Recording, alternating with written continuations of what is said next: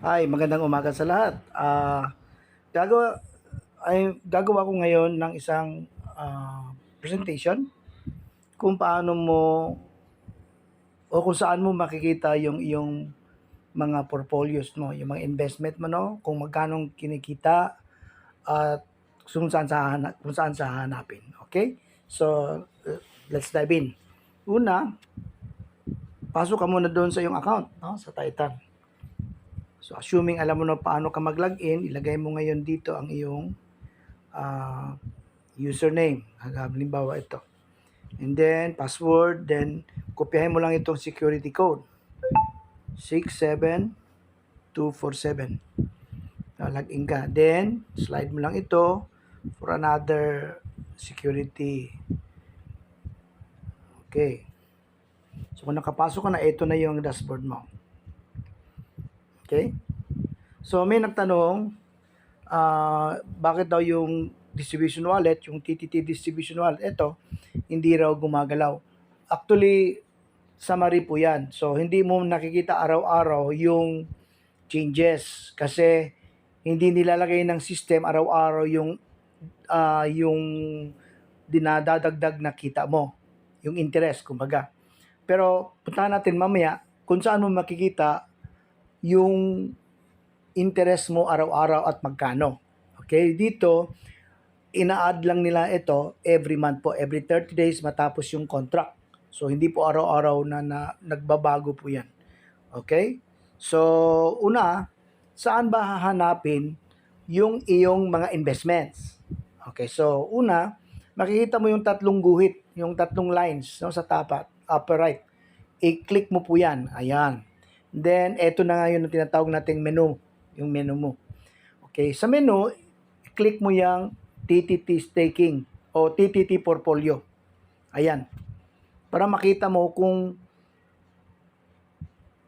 saan ang iyong investment, ilan at magkano.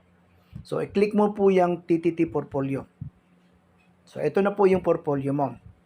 Ito dito mapansin mo, itong account na ito, meron siyang tatlo. Okay? Ito, isa, dalawa, at saka tatlo. So, tatlong investments. Magkaiba po to separate. Okay? Yung una, ang kanyang investment ay 704.444444 tokens. Okay? Pangalawa, meron siya yung staking amount po.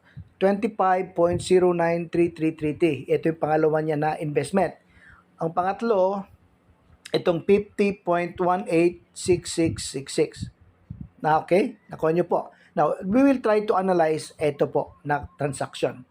Sa pinakataas, makikita mo transaction date. Ibig sabihin, kung kailan mo pinasok. Kung kailan mo pinasok itong investment. Yung start date, kung kailan nag-umpisa ang yung transaction or ang contract. Ibig sabihin, kung kailan nag-umpisa, after that day, kikita yon ng interest, yung daily. Okay? And then, reference number, staking amount. Sabi ko nga, ang staking amount, ito po yung ang amount of investment in token Amount of investment na nilagay mo dito. In this case, 704.444444. Rewards percentage, 0.800000. Ibig sabihin, araw-araw kikita itong 704.444444 ng 0.8%. So, bakit 0.8? Dahil ito po, naka-lock-in siya. Kung pansinin mo itong lock-in period, 180 days. Sa old natin na contract, pag 180 days ang iyong lock-in period, nakakakuha ka ng 24% per month. Klaro po. So, kaya itong 0.8, pag i-multiply mo po ito ng 30 days, magiging 24% siya kabuuan sa isang buwan. Kuha niyo po. So, to date ngayon, ang total na reward na nakukuha nitong investment na 704.444444 ay umabot na po ng 110.672490 itong staking reward TTT. Okay? Ito na po ang current accumulated na interest niya. And then, ito, end of contract niya, magtatapos po siya ng January, February, March ba to? January, February, March, April, May, July. So by July, kasi 6 months lock-in to, by July this year, matatapos na po yung contract. That means tapos na po yung 6 months na makakatanggap ka ng interest na 24%. So ang available amount niya to date, okay, ang available amount niya is 704.444444. Okay, ito yung staking amount niya. Ito naman sa baba, ito yung second na investment niya na nagkakahalaga ng 25.093333. Ito naman ang pangatlo niya. Nakuha niyo po. So kung ilan po yung investments mo, malalaman mo dito. Matingnan mo dito sa TTT portfolio kung ilan. Kung isa lang ang mag-a-appear dyan. Okay, yung iba naman magtaka, isa lang ang investment, bakit dalawang portfolio? Kasi may nangyari kasi ng transition nung pag-transit natin into crypto, yung token, may mga may mga amount na napadala ng company sa atin na they realize may discrepancy, kulang. So nagpadala sila uli nung kulang. Kaya naging dalawa, okay? Huwag kayong magtaka. Kaya naging dalawang portfolio nyo kasi hindi naging buo ang napadala nila kasi nagkaroon sila ng discrepancy. So, to correct the discrepancy, kung magkano man yung kulang na dapat na mapasa inyo, pinadala nila. Kaya ang iba dyan, magtaka, dalawa ang iyong portfolio. Okay? So, don't be confused. Yung pag ito, so matotal mo yung dalawang portfolio, yun ang kabuuan ng investment or pera mo with Titan. Klaro po. Now, ang next tanong, saan makikita ang iyong interest araw-araw? At paano mo malaman kung magkano na? Paano ang computation? So, ganito po. Makikita mo uli yung tatlong guhit sa upper right. Click mo uli yan. Piliin mo po yung TTT Staking Report. Ayan. So, dito, sa TTT Staking Report, makikita mo pang araw-araw na interest. So, you start from the bottom kasi dito na kumpisa. Kagaya yung 704.444444. Ang date po nito is January 8. Okay, January 8 siya, nag-umpisa. Sa January 8 po, ang staking amount is 704.444444. Ang stake value in US dollar ay 1,584.999999. Ito po ang value niya in dollar. Kinonvert lang po siya ng 704.444444. So, how did we arrive etong amount na 704? Ganito po. Mapapansin nyo po, mayroon dyan sa baba unit price.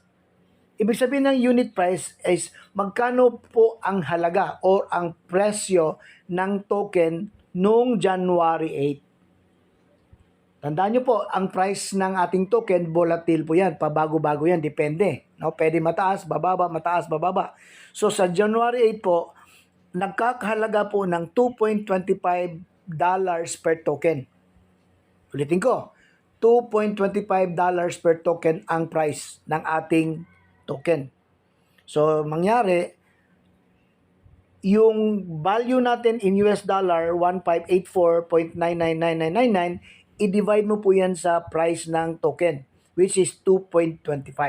Kaya nagkaroon tayo ng 704.444444 token. Kuha po. So, ito na po yan. So, ito mapansin mo, ang staking reward niya for this day ay umabot ng 5.635556 token. Isang araw, 5.635556. Paano po nag 5.635556? Ganito po.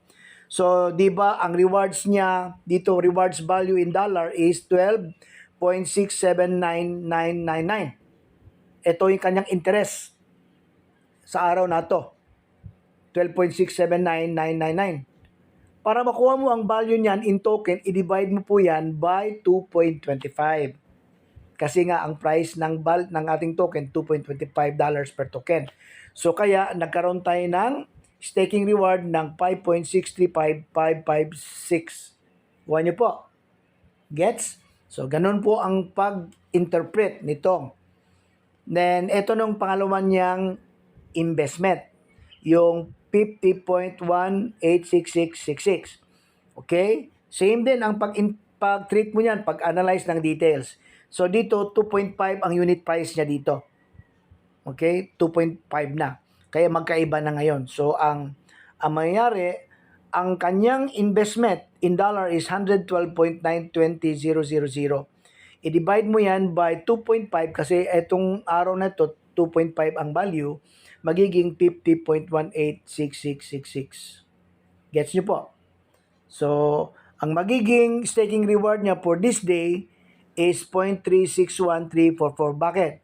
Dahil ang reward value niya na uh, 0.903360 i-divide sa 2.5 magiging 0.3 na lang, 0.361.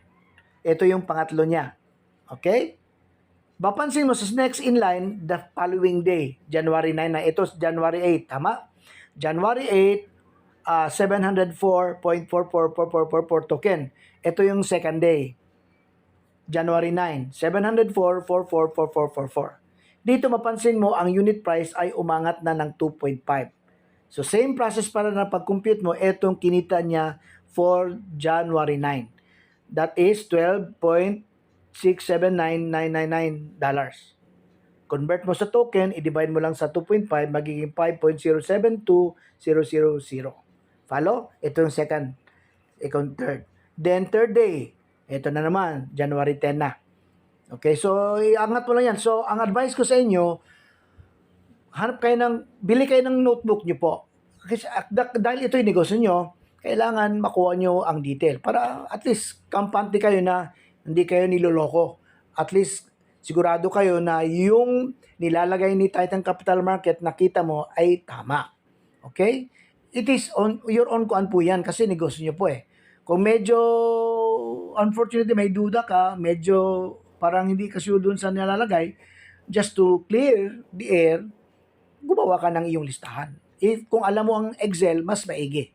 Pero hindi naman, mano-mano lang, sulat mo. Itong araw na to, ito yung investment amount, ito yung kinita niya for the day.